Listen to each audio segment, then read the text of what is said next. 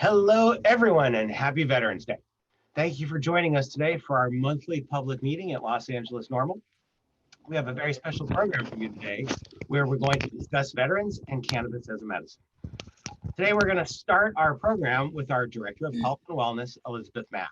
Elizabeth will enlighten us on the statistics and symptoms of PTSD, discuss how cannabinoids can help reduce the intensity of PTSD, look at special considerations veterans face in using cannabis, and provide an example of how to use cannabis in support groups to begin to heal.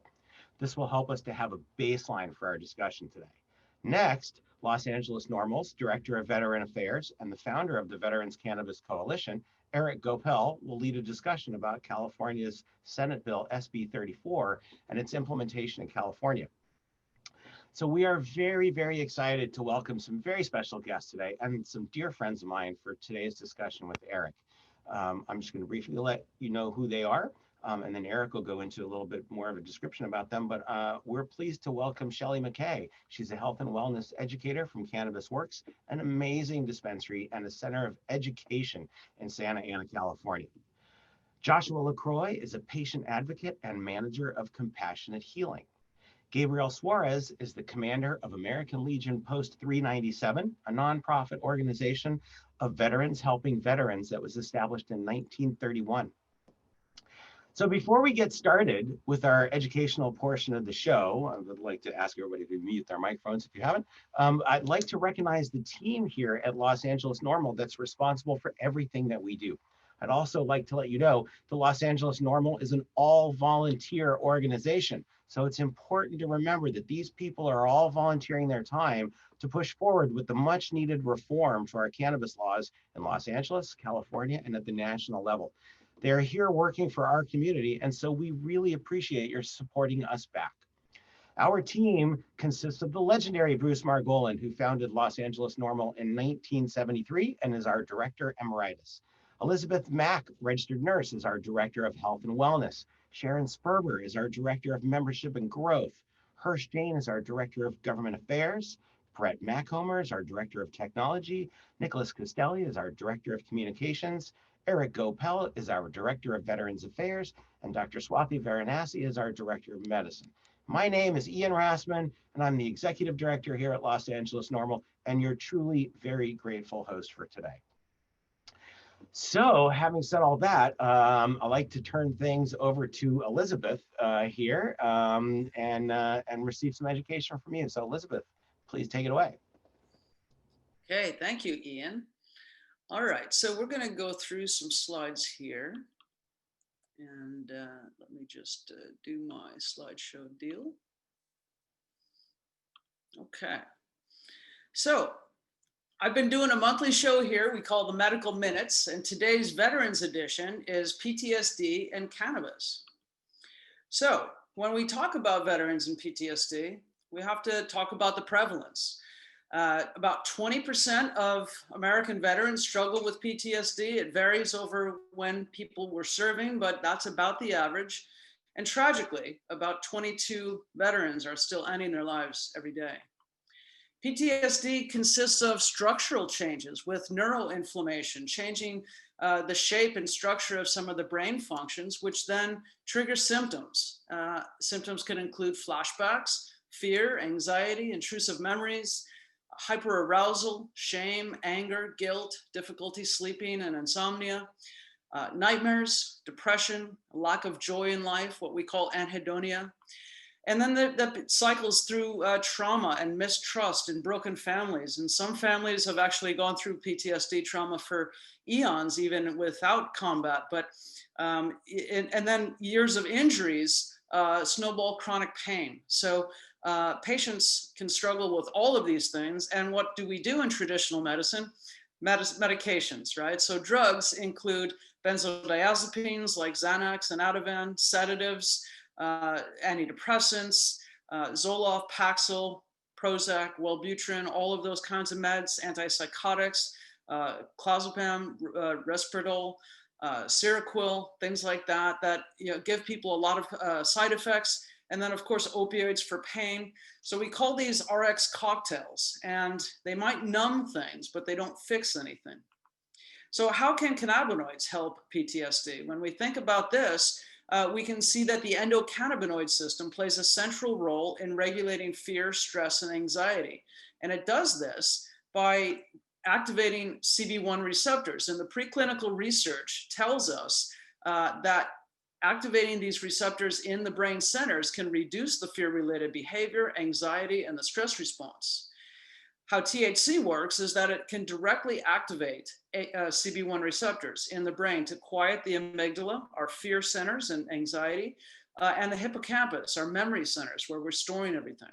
There's enhanced CB1 expression. In other words, PTSD patients have seeking in their brain that looks like the receptors are thirsty, and the cannabinoids, the endocannabinoids that should be supplementing this reaction aren't working right. And so cannabis can go in and directly activate those receptors, which will then help in letting go of those triggering memories.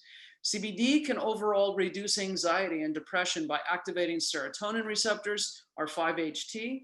This can quiet, calm, lift mood, and help us with sleep and daily functioning. So cannabis considerations for vets, what are some of the things that people need to be cognizant of? PTSD is a qualifying condition in only half of the states. So when we think about the new 36 states, only about a dozen of them have access to PTSD as a qualifying condition. So what if the patient needs to move? And then there are those without legal access. They're still criminally charged with misdemeanors, felonies based on the state, quantity, and possession or intent. And patients are still seen as substance abusers in traditional care systems. So that doesn't make it easy, and neither does the employer section, where people are drug tested so that it's hard to maintain a job and use cannabinoids or change jobs and go through that new drug screening. There's still no insurance coverage for cannabis medicines or the MMJ recommendation card process. So this can be very expensive. The Massachusetts study that's out about veterans from this year showed that a lot of them are paying $300 a month, in contrast to $100 a month or less on the pharmaceuticals that get mailed directly to their house. There's confusion about losing the VA benefits if somebody uses cannabis medicine. So a lot of vets, especially older ones, are very worried about losing any kind of service-connected benefits. So, we always try and tell people, go to NORML.org for fact sheets by state and continue to celebrate, because now in totality, we have about 90% of Americans living in a legal state with access to programs. And then finally, I wanted to let you guys all know about a movie that's on Amazon Prime. Most of us have that or have access to a friend who does. And there's a movie called Cannabis, the Solution for PTSD. So they're profiling Operation EVAC, where there's a veterans cannabis support group where the vets get to hear each other's struggles, share the journey, control their own medical path with cannabinoids, and incorporate meditation to integrate emotions and focus on healing. One of the guys said, this really is a life and death struggle, but with cannabis, I feel I can go on. People are reducing other substances. And they're tracking all of this, that alcohol comes down, other substances, illegal substances, nicotine, all of these substances come down, pharmaceuticals come down. I go outside, take a puff and calm down. And that's what a lot of people say that cannabis does for them, as most of us know. Cannabis can decrease the anxiety, the rage, the anger, the depression, angst, and agitation, as reported by these vets, and as well as the pain and inflammation, some of the physical and neural inflammation, night terrors, aversive memories, and suicidal ideation. So those come down. And another guy summed it up by, I have now a new increase of love in life. I have more productivity. I'm able to work. I have better interpersonal relationships because of the cannabis. So if anybody gets a chance to watch Cannabis Solution, it is good for a weekend binge.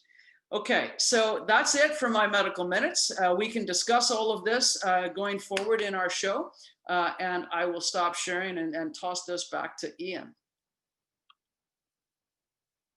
Okay.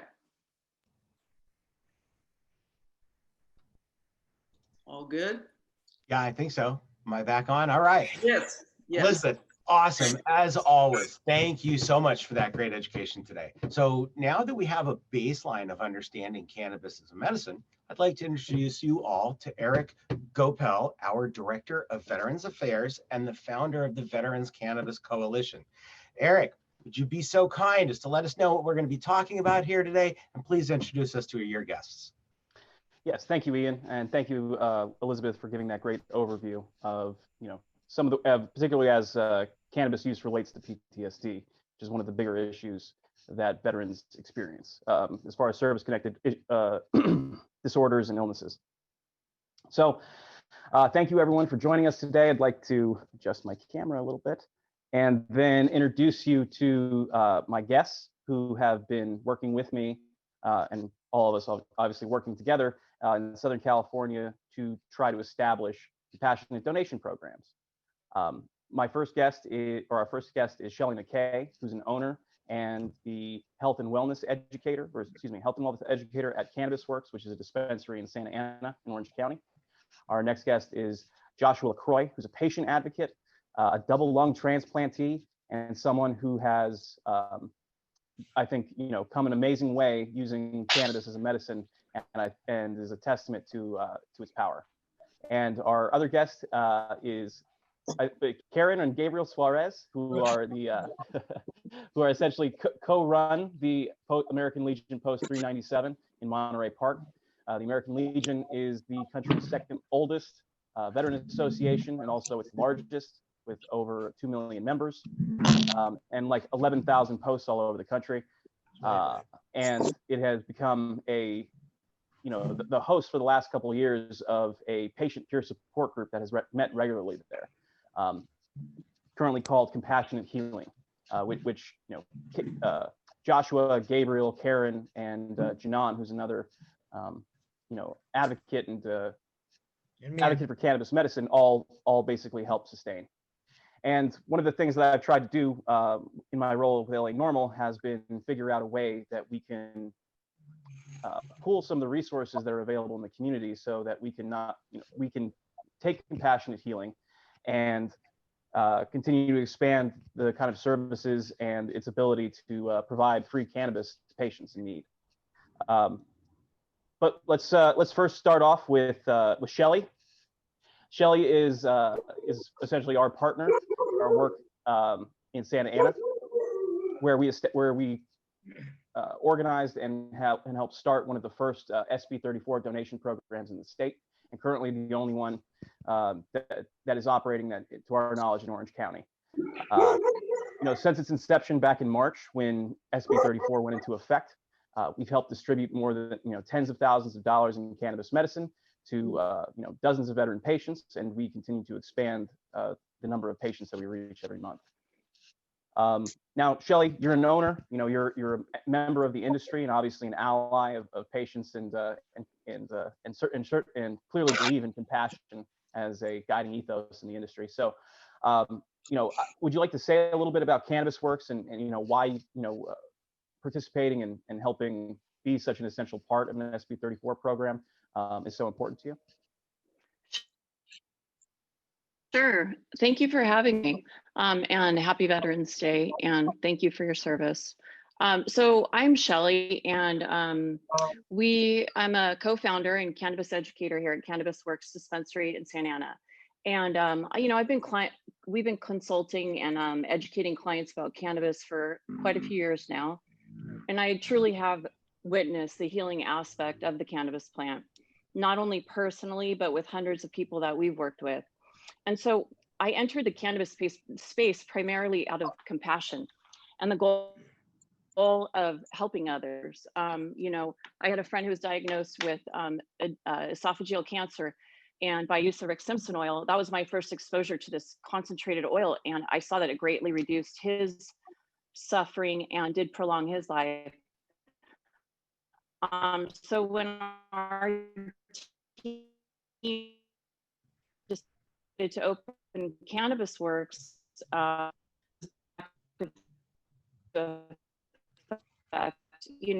we were deemed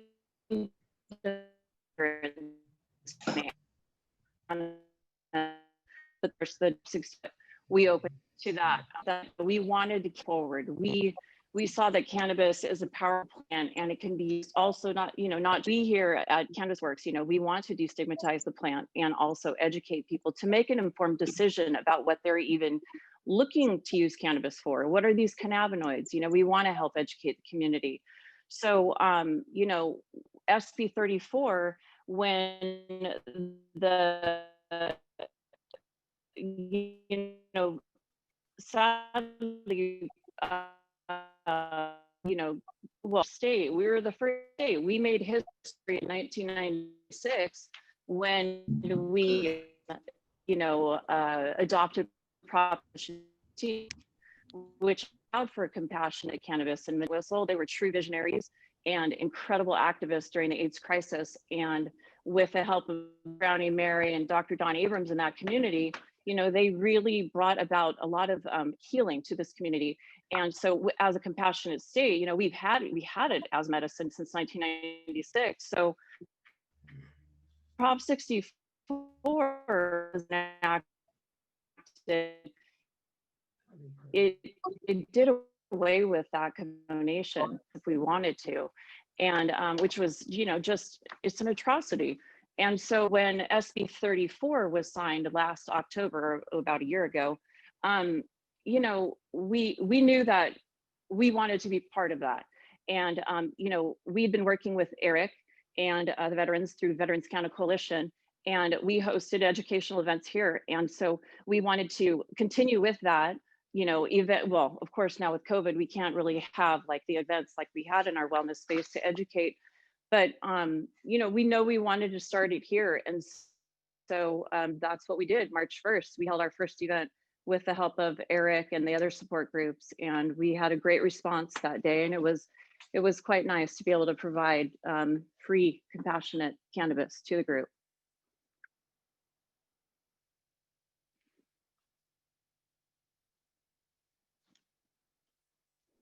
All right, sorry about that. Thank you, No, Shelley. it's all right. You were cutting out a few times here and there. Was I? So yeah, it's all right. I think we'll just try to I think I was grasping most of your points, but just to reiterate, Cannabis Works has been a key component in making SB 34 possible, right? It's right.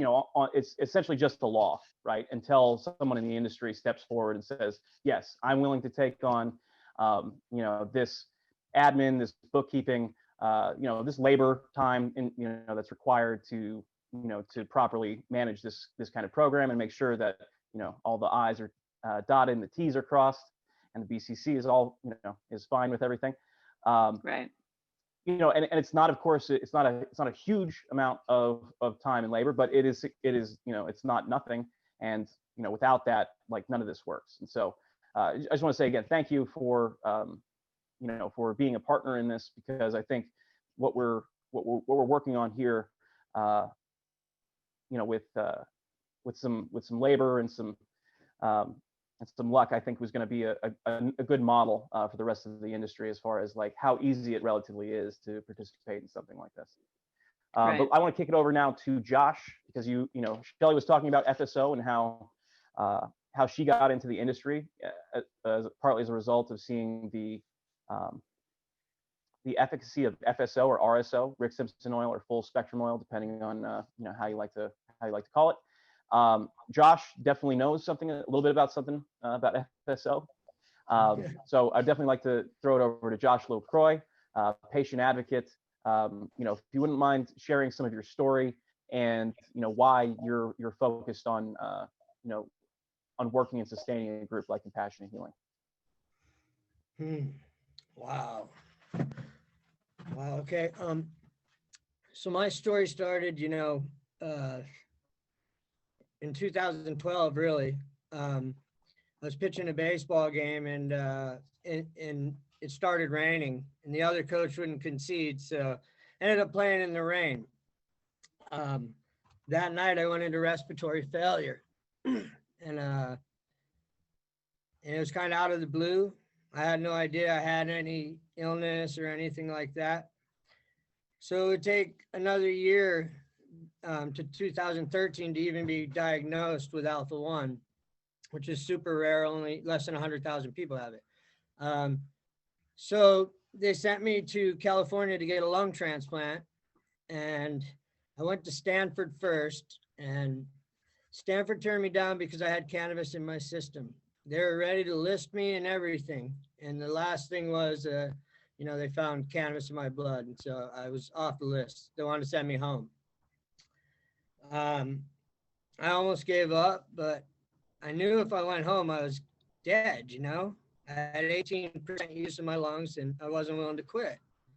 So I moved to Palm Desert and started working on it again with another doctor. Thank God I found UCSD because it changed my life in so many ways. Once I started meeting people in San Diego, my story started getting around and, people started reaching out to help me. I'll never forget the first day that I met Scott from Cream of the Crop, because I had just spent the whole day at UCSD and I was so sick. I was on the floor of the car, literally. I mean, it was horrible. And Scott comes rolling up on his skateboard and he was like a beacon of hope, He brought me a load of FSO. And the first night I tried it, I immediately saw a difference. I could sleep, my blood pressure went way down. It was just, in the first night, I hadn't slept well in probably 4 or 5 years, So that was a major asset. And they were willing to sponsor me on that level. And they saved my life, I like to say, because I'm not sure I could have made it through without the RSO, without the relaxation of it and stuff, and the reason I do what I do, the reason I drive all over Southern California and Arizona and wherever the hell I gotta go is because people need help, There's lots of sick people out there and, they're dying, and no one's bringing them hope, I was so lucky when I was sick. I had 3 different people come and bring me hope, bring me meds, teach me about more about cannabis.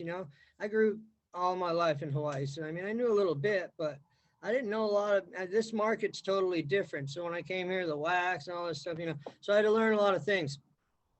But anyway, the point is that these people made when I after my lung transplant, it made me feel like, I need to be that guy for someone else, so. And just before lung transplant, I got into a group, a support group, and that saved my life too. Because I was in a real bad place. I wasn't sure if I was going to get my transplant, and between that and FSO, if I didn't have both of them, it would have been done. Someone tricked me into going to my first meeting.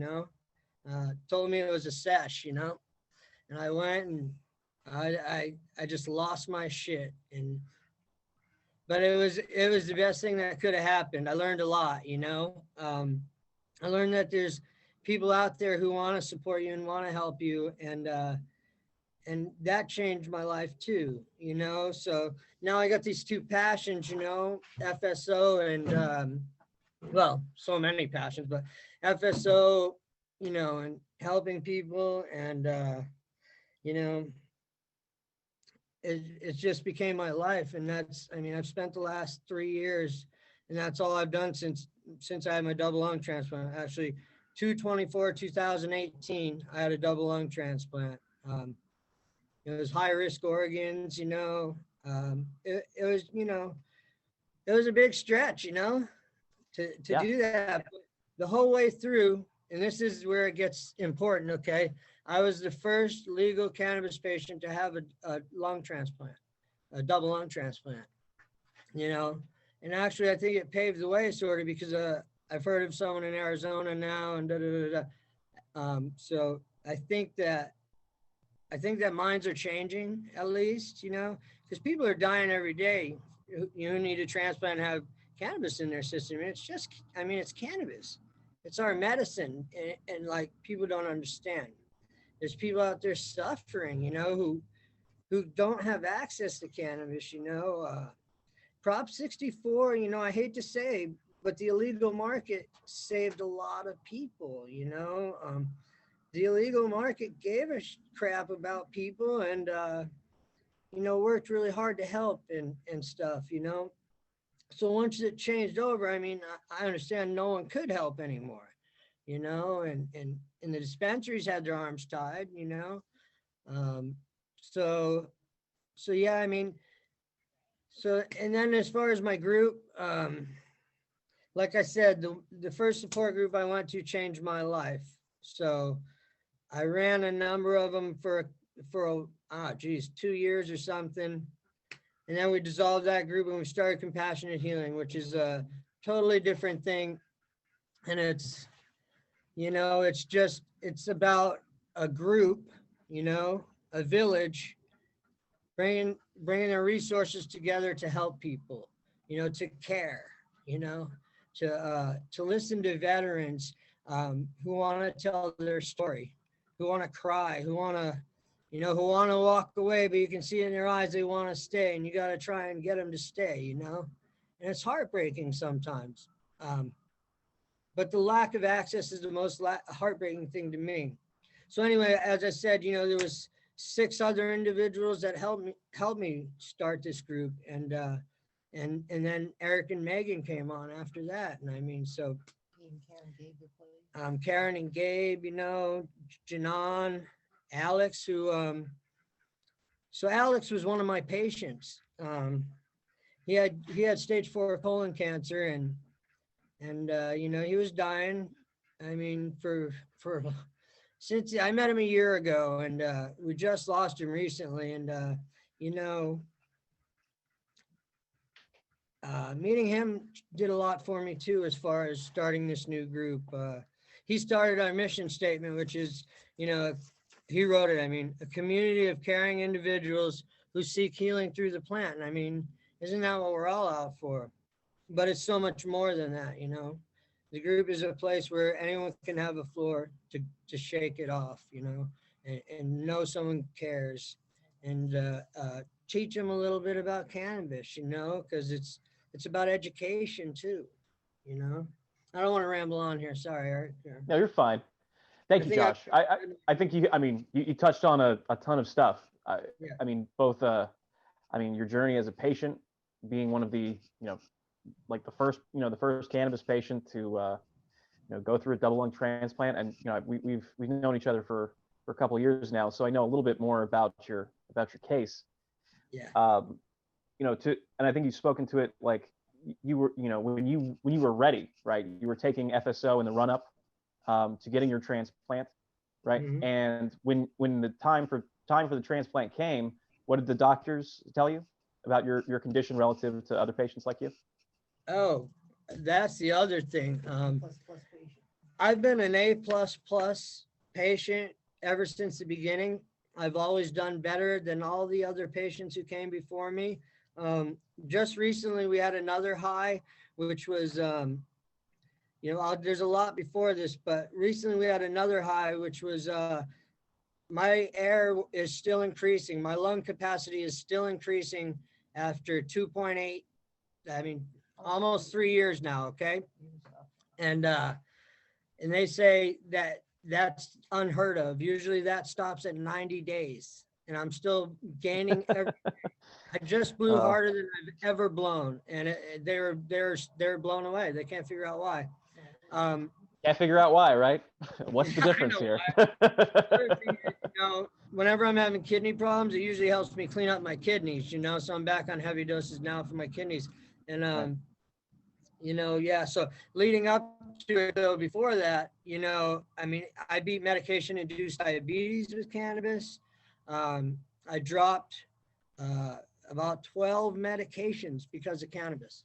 Cannabis can do it better, cleaner, better. Josh is not a veteran, right? But his case, no, and that's, you're right. but like you're right. But to my point being, it's like, I think there's so much that veterans can learn from non-veterans, right? And to just sort Oh, of, yeah. close our community off and just look at one another, there, especially when it comes to cannabis, that it's not necessarily knowledge that exists very often within just Right. solely the veteran community. And more importantly, people, I used to work in DC on, policy. Well, I still work on policy issues, but there was this term that would come up pretty often about like the civil military divide, like this idea that the American public doesn't really understand veterans or military service because so few serve now compared to in living memory. So I think and right now veterans are the lowest share of the population that they have been since right before World War II. So I think it's very important for veterans to engage with non-veterans, and doing so in the context of a peer support group, using cannabis as a medicinal tool, and understanding that there are a lot of people, and sort of seeing that, that there are other people that are struggling, that are suffering with, severe complex conditions, right? Who are dealing with, obviously, you're dealing with your primary, your severe primary condition, but then you also have to deal with all these symptoms, right, that come from that. And you mentioned diabetes. We talk about a lot of issues that veterans deal with tend to be psychiatric, right? Depression, anxiety, insomnia. You mentioned that FSO, with FSO, that was one of the, the first times that you were able to get good sleep in years after taking FSO for the first time. That was exactly my experience, right? I mean, that's one of the primary reasons that I continue to use cannabis, especially THC containing cannabis. I used to dream and have horrible nightmares and be a pretty bad insomniac. And one of the things that I've learned about cannabis is that it reduces, especially THC, it seems to reduce the amount of time that you spend in REM cycle, or rapid eye movement, which is the period when you're dreaming.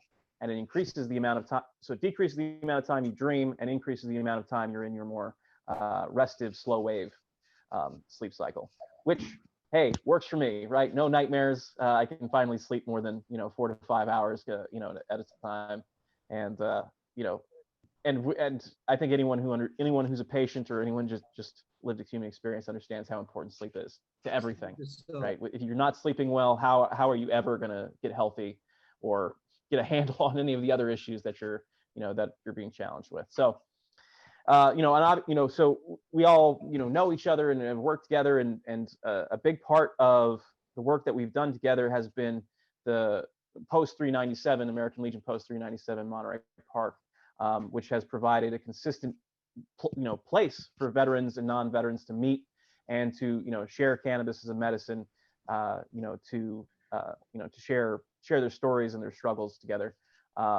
And as a veteran, it's very rare for any of the what you might consider the traditional veteran organizations like the Legion, or Veterans of Foreign Wars, the VFW, or any of these other veteran organizations, to really embrace or even tolerate cannabis at any level.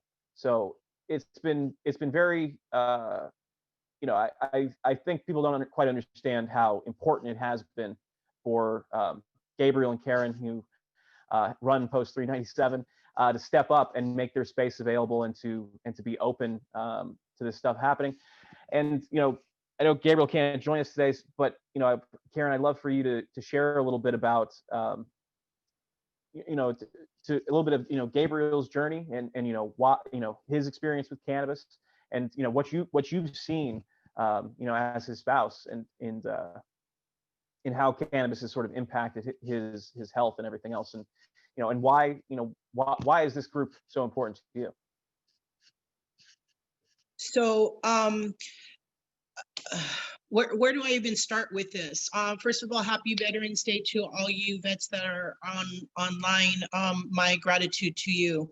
My husband's been the commander here. This is his 10th year, which is really unheard of for most of these organizations. And when we started here, he kind of broke through barriers of the Old Boys Club and started getting some of the younger vets here, and changing things up.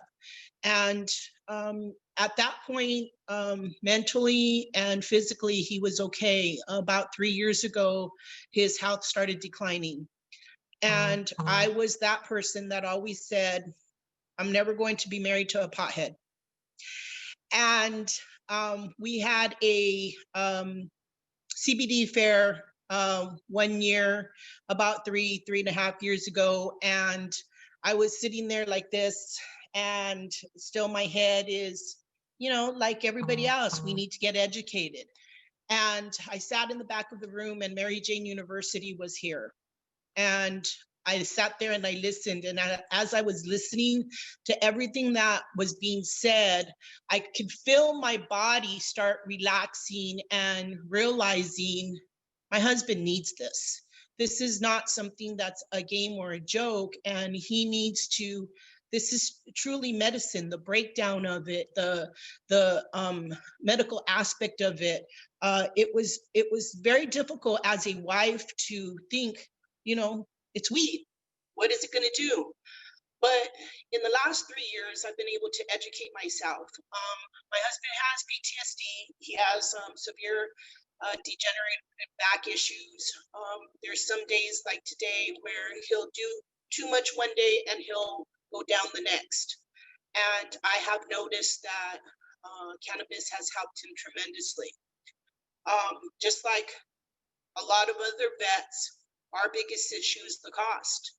And because there's a cost issue, it's not cheap. You go to a regular dispensary, it's not cheap.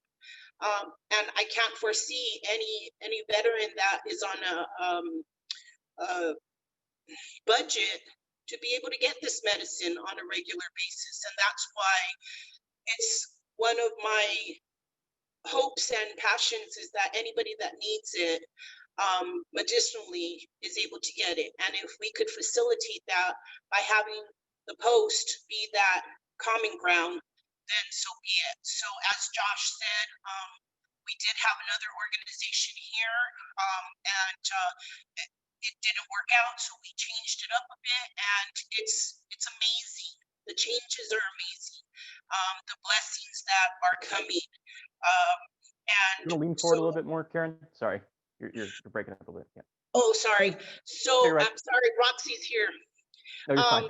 So it's an honor to be able to be part of that support system of the American Legion, of our veterans, to be able to, and the patient advocate aspect of it, not just the veterans, to be able to help where we need to help and open the facility up, where we've gotten accolades from the higher ups saying thank you for opening and breaking doors, because that's exactly what we feel like we're doing, is breaking doors.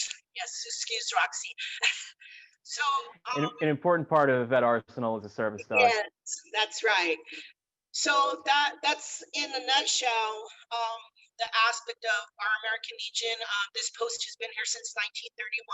It was that old boys club when Gabriel took over, and we have broken down doors, and I'm proud to be part of that in this aspect of it, in making sure that patients have a place to go, that they have a place to talk and be, and you know, I've educated myself, but never in a million years would I've imagined I'd know so much about cannabis. So that's kind of it.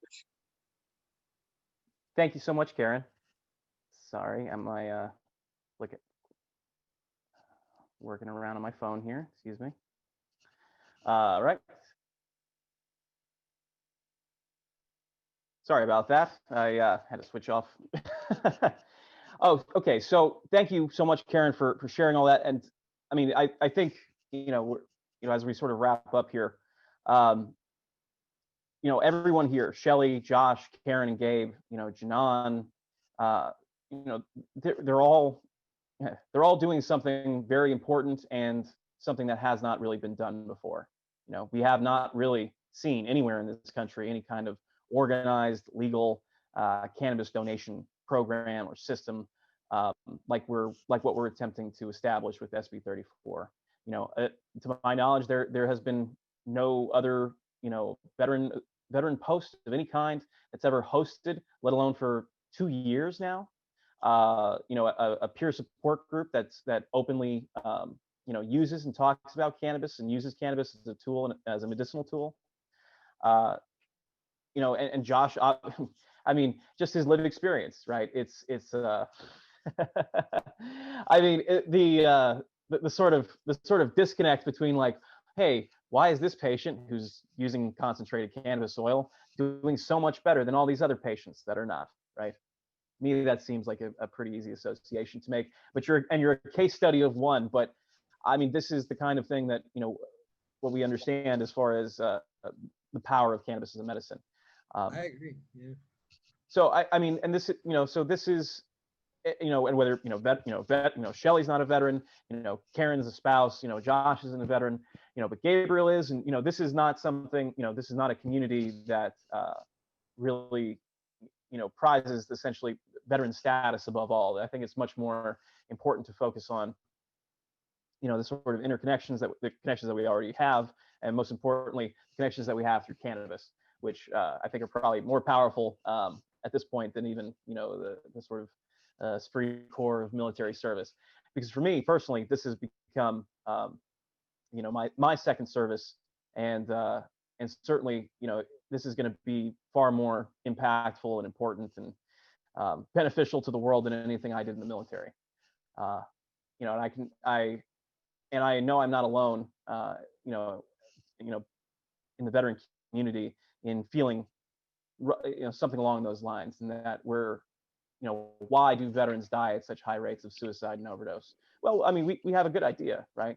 Well, we use a lot of alcohol, we use a lot of tobacco, we use a lot of pharmaceutical drugs. We don't really have great access or have a lot of stigma around seeking mental health.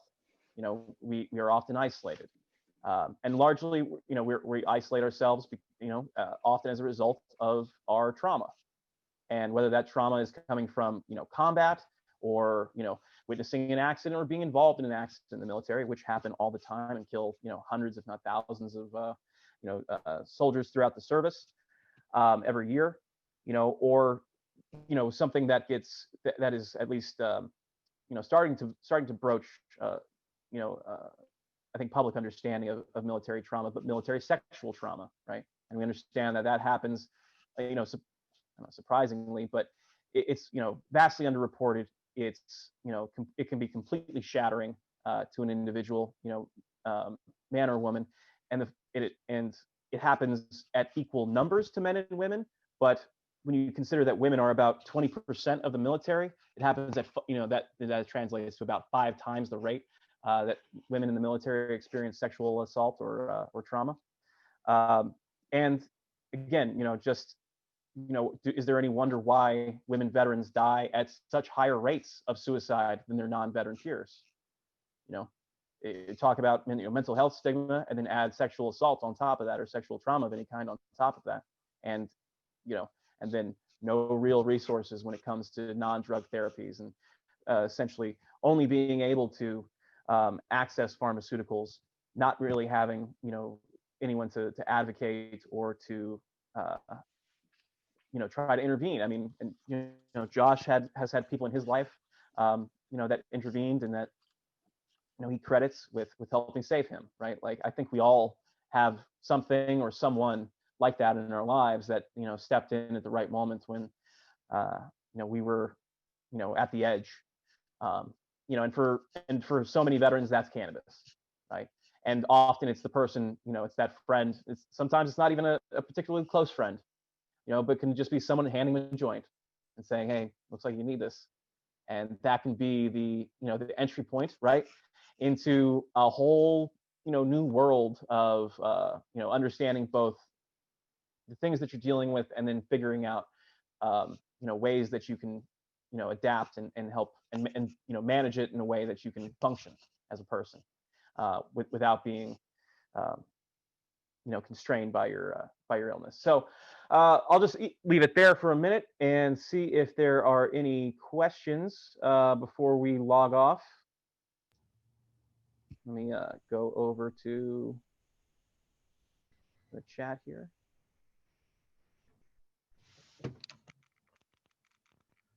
we have any questions for our wonderful panel today?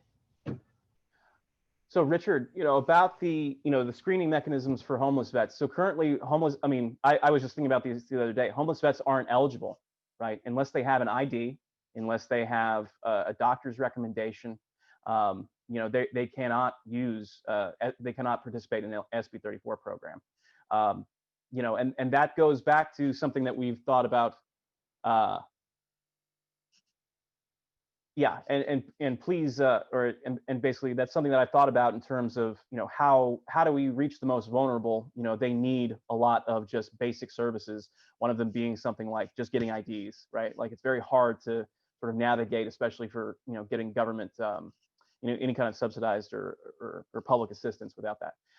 And now that includes SB 34 donations. How do I keep doing that?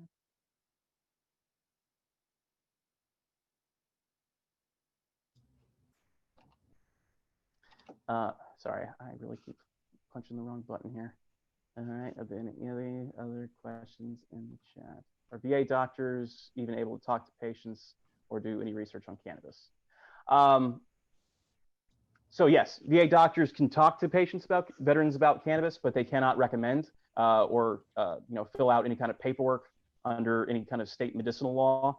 Technically, the VA is not supposed to penalize you if you tell your doctor that you use cannabis, but if you are being prescribed scheduled drugs, especially like Schedule II drugs, and your doctor is feeling like an asshole, they can essentially mark you as having cannabis use disorder and potentially taper or cut you off of some of these other drugs. So that tends to be more rare. I don't hear that as often, but I am aware of that happening to certain veterans. And it also kind of depends on where you are in the country, because every clinic and hospital in the VA, the individual doctors can all have very different perspectives on cannabis.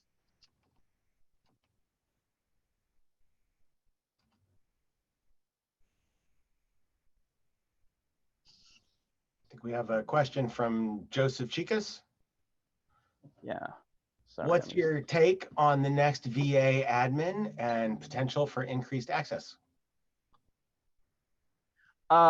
So that's, I think that's really going to come down to Congress more than the VA. I don't think the VA is institutionally inclined or really equipped to do much with cannabis.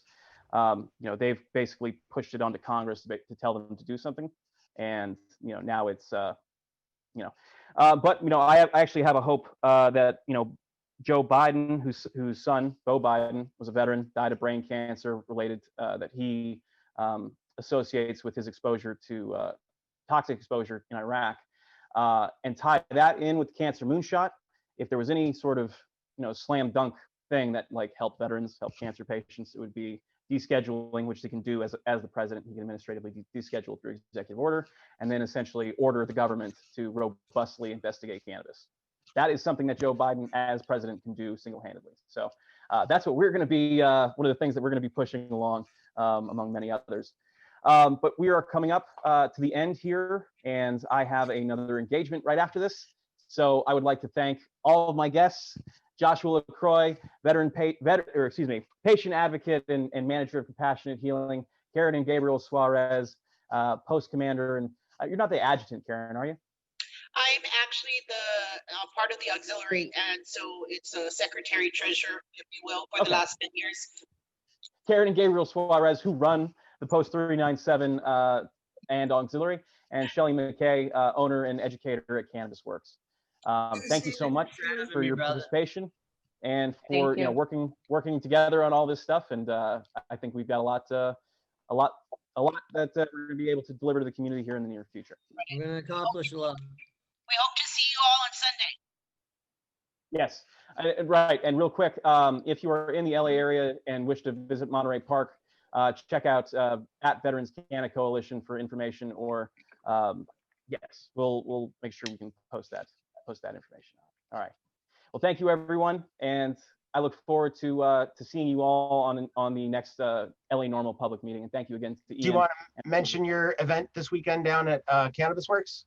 Yes, thank you so much. And we are also conducting an SB 34 donation Thank you so much, Ian. In Cannabis Works in Santa Ana from Friday, November 13th through Sunday, November 15th. And any veteran who presents proof of service, valid ID and a doctor's recommendation is eligible to receive a free donation.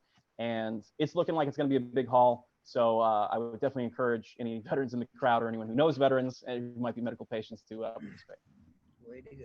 Wow, that's great. That's going to be a great event this weekend. Please do everything you can to make it down to Cannabis Works this weekend and support Shelley and Eric and Joshua.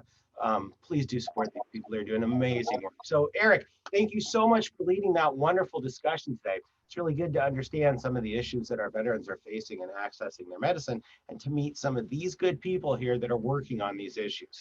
I'd like to sincerely thank our very special guests today for coming to spend time with us. Shelley Mckay, Joshua LaCroix, and Gabriel and Karen Suarez. Thank you so much for coming to spend some time with our community today. Supporting our veterans is important, and it's just the morally right thing to do. And we genuinely appreciate the work that all of you are doing within the community to support them. Thank you so much. And Thank also, you, everyone. I'd also like to thank our audience today for coming out to support Los Angeles NORML. Since we are an all-volunteer organization, we really do appreciate any support that you're able to provide. Please do consider becoming a paying member of Los Angeles NORML to support the work we are doing. If you own a business, we have a mission partnership page available on our website as well. So please do come visit us at lanorml.org. That's NORML, LANORML.org. Thank you all for being here today. And from everyone at Los Angeles NORML, we would like to send a big thank you to all of our veterans out there. Thank you so much for your service to our country. Peace and love to you all. Thank you. Thank you. See you Saturday, Shelley. See you Saturday. Perfect. Looking forward to it. Cool. I'll be there. Thanks.